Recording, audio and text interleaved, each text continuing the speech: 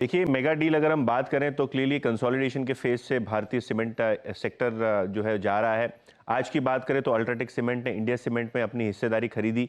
कुल मिला के 23% हिस्सा इन्होंने खरीदा 267 रुपीज़ पर शेयर के हिसाब से। इसका मतलब ये है 1880 करोड़ रुपए में फाइनेंशियल इन्वेस्टमेंट जो है अल्ट्राटेक सीमेंट ने किया है इंडिया सीमेंट में। और इसके अगर वैल्यूएशंस की बात करें तो लगभग $91 पर टन की ईवी पे ये सौदा होता हुआ आपको दिखाई पड़ रहा है। जहाँ तक कि ट्रांजैक्शन का सवाल है, ये फाइनेंशियल ट्रांजैक्शन है और किसी भी प्रकार की ओपन ऑफर या फर्दर एक्विजिशन की अभी तक की स्ट्रैटेजी अल्ट्राटेक ने नहीं बनाई है। लेकिन हम अगर इंडिया सीमेंट की बात करें तो एक शानदार साउथ का एसेट इनको हाथ लगता हुआ नजर पड़ रहा है।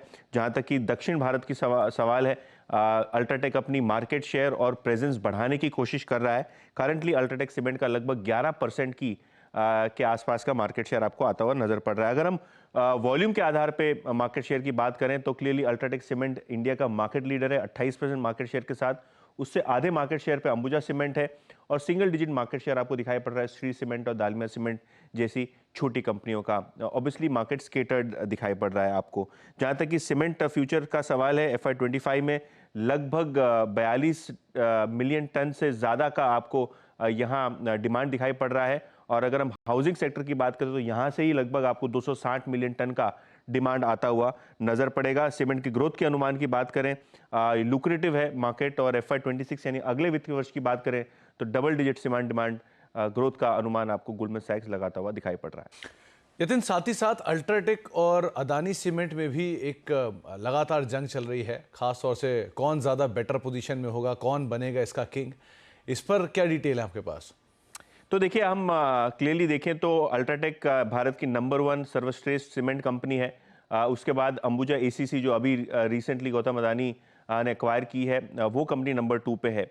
मार्केट शेयर और कैपेसिटी के लिहाज से देखें तो अभी करंटली कुमार मंगलम बिरला के पास UltraTech cement, Kesoram, India cement recently इस सारी चीज़ों का पोर्टफोलियो है। और अंबुजा सीमेंट की बात करें तो ACC सांगी और रिसेंटली उन्होंने 10,000 करोड़ के एक्विजिशन के साथ पेना सीमेंट में निवेश किया है। जहां तक कि कैपेसिटीज का सवाल है, करंटली 150 मिलियन टन से ज्यादा की कैपेसिटी कुमार मंगलम बिरला की फ्लैगशिप कंपनी अल्ट्राटेक के पास है।